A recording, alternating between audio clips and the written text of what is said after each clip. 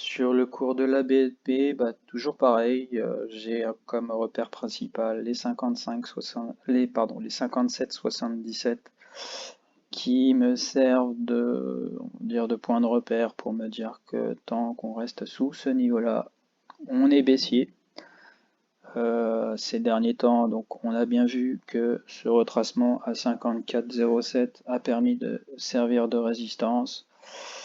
On a pu également voir, notamment avec la clôture de vendredi, que les 49-44 étaient assez pertinents, que sous ce niveau, on irait bien sûr chercher les 45 encore une fois qu'on a été testé lors du conflit aussi en Ukraine, qui nous a permis de faire justement ce petit rebond technique entre 45 et 54, même si on a été chercher 55 euros. Voilà. Pour moi, comme je l'avais dit à l'époque, ça reste technique comme rebond et que pour l'instant, donc, on est toujours dans cette phase-là de construction, mais on peut constater que les moyennes mobiles n'ont pas changé de tendance, ne se croisent pas à la hausse et qu'on a une sorte de nœud d'énergie ici qui se propage plus vers le bas que vers le haut, donc comme pour le CAC 40.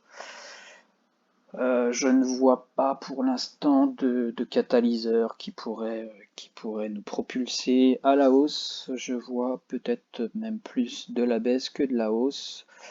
Euh, je ne vais pas pouvoir analyser plus d'actions que ça aujourd'hui, comme Alstom et Ramet. C'est dommage, mais euh, avec la compilation des vidéos, ce n'est pas évident de tout traiter. Et si je veux pouvoir publier cette fameuse vidéo, il va falloir que, à un moment donné, je m'arrête. Donc, toutes ces analyses ont été faites via mon compte de démo. Je n'ai pas pu le faire via mon compte personnel parce qu'il y a certains indicateurs que j'utilise, comme le MACD, le RSI, le CCI, et aussi les bandes de Keltner. Et tout ça, ce sont basés sur des paramétrages personnels. Je ne peux malheureusement pas les publier. Ici, j'utilise, comme vous pouvez le constater, de nombreuses moyennes mobiles. Il n'y a que deux moyennes mobiles qui sont des paramétrages standards, c'est la moyenne mobile 50 et la moyenne mobile 200. Toutes les autres moyennes mobiles sont des données, des moyennes mobiles travaillées et personnelles.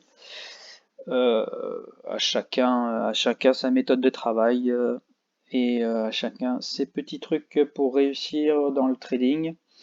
Donc j'espère que cette vidéo, enfin ces vidéos vous ont plu et que si vous avez quoi que ce soit à dire pour que je m'améliore sur justement ces vidéos, n'hésitez pas à me le faire savoir dans les commentaires sur mon blog.